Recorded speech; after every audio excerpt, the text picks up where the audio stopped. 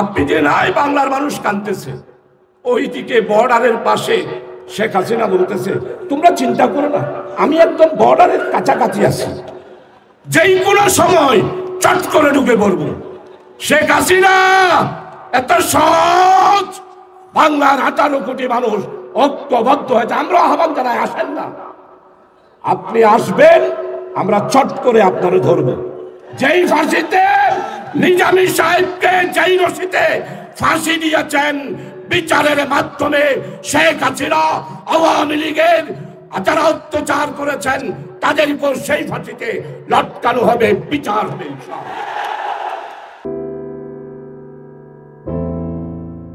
প্রিয় ভাইসো, প্রধান অতিথি, এশিয়া উপমহাদেশের বৃহত্তম সংগঠন বাংলাদেশ জামাত ইসলামীর আমিরে জামাত আজকের প্রধান অতিথি মঞ্চে উপবিষ্ট হয়েছে। আপনারা রুদ্রে কষ্ট পাচ্ছেন, আমরা বুঝতে পারছি।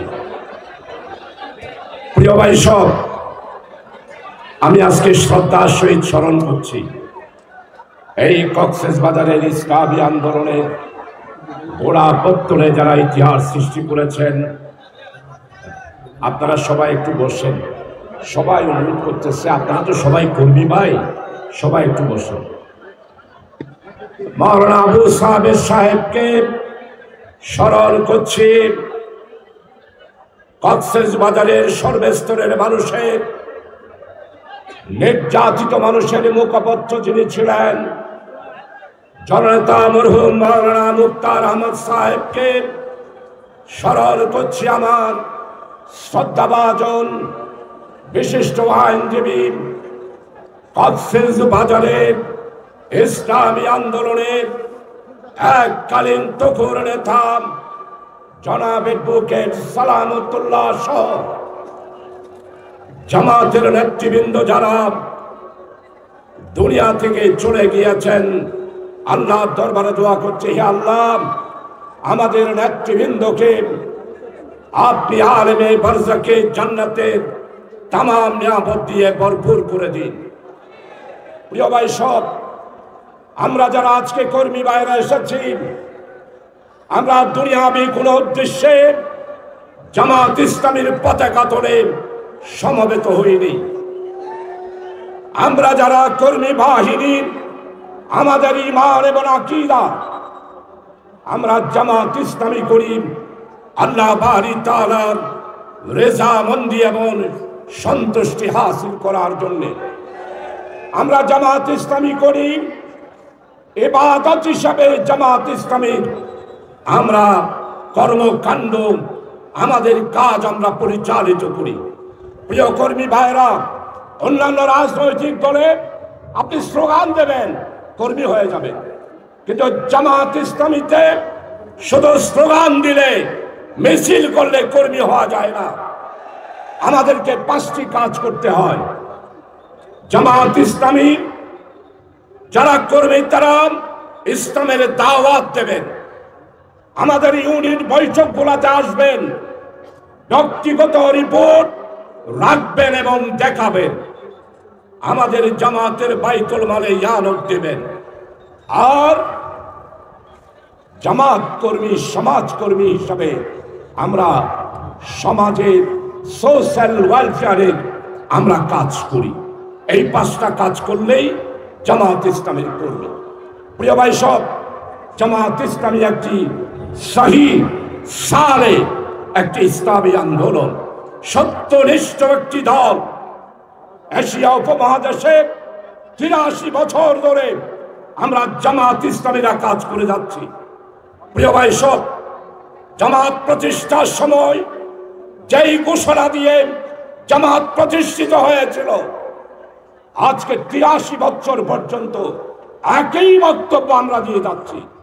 আমাদের বক্তব্য ন্যায়, ইনসাফ, বৈষম্যহীন একটি ওয়েলফেয়ার ইসলামিক স্টেট কায়েম হলেই মানবতার মুক্তি হবে। নির্যাতিত, নিপীড়িত, অসহায়, দুস্থ মানুষ মুক্তি পাবে। জামাত ইসলামী একটি অত্যন্ত মজবুত রাজনৈতিক ইসলামী আন্দোলন।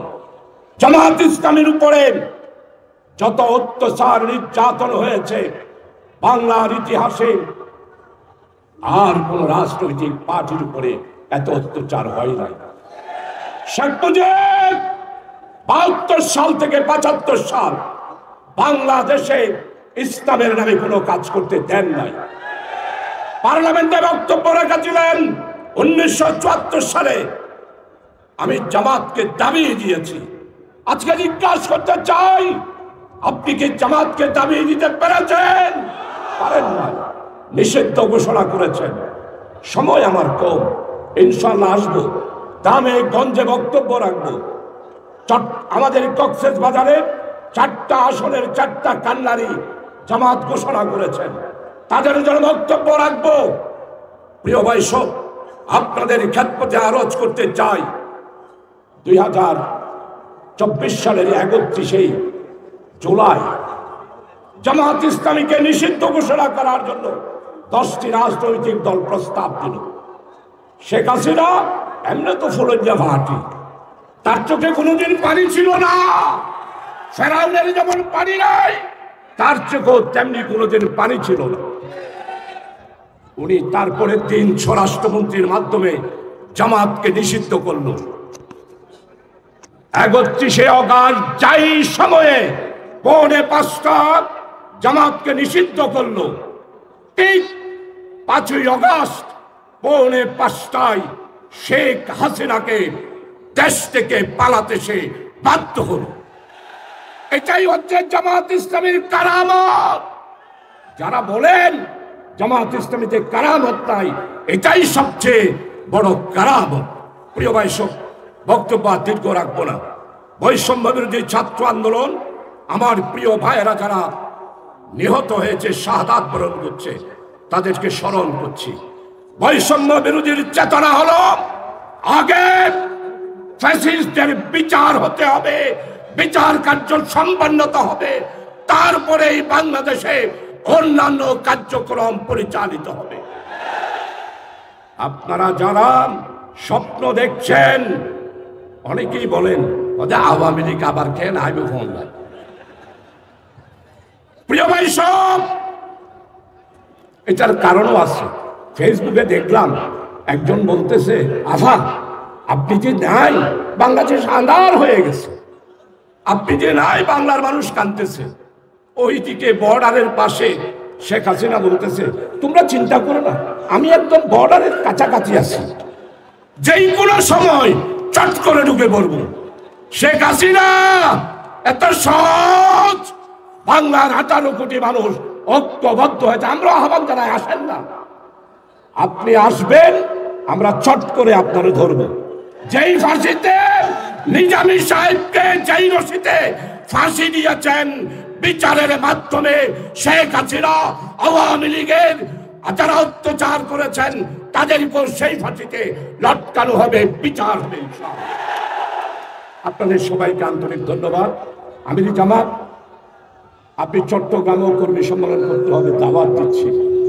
আজকে কক্সবাজারে এসেছেন, চট্টগ্রামেও দাওয়াত দিয়ে আমার বক্তব্য এখানে শেষ করছি। আল্লাহ হাফেজ। বাংলাদেশ জিন্দাবাদ, বাংলাদেশ জামাত ইসলামী জিন্দাবাদ। ওয়া মা তৌফিক ইল্লা বিল্লাহ। আসসালামু আলাইকুম ওয়া রাহমাতুল্লাহ।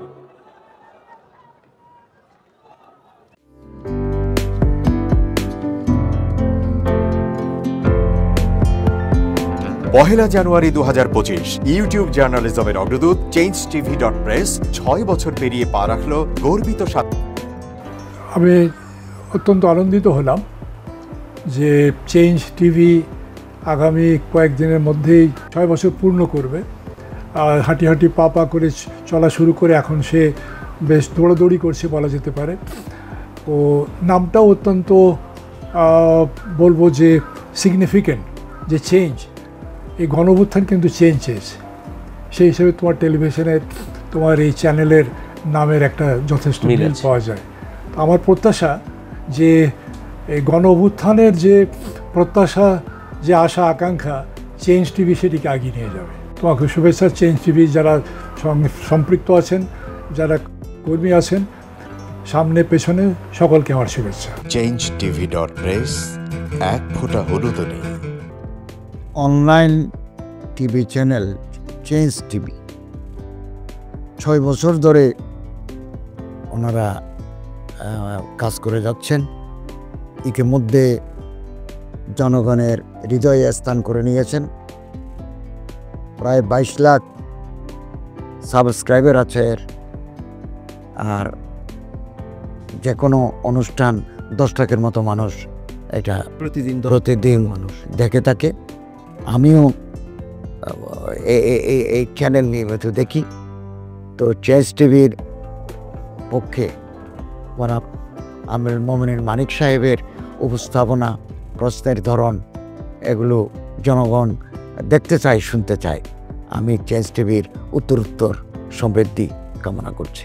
changetv.press এক ফোঁটা হলুদও নেই।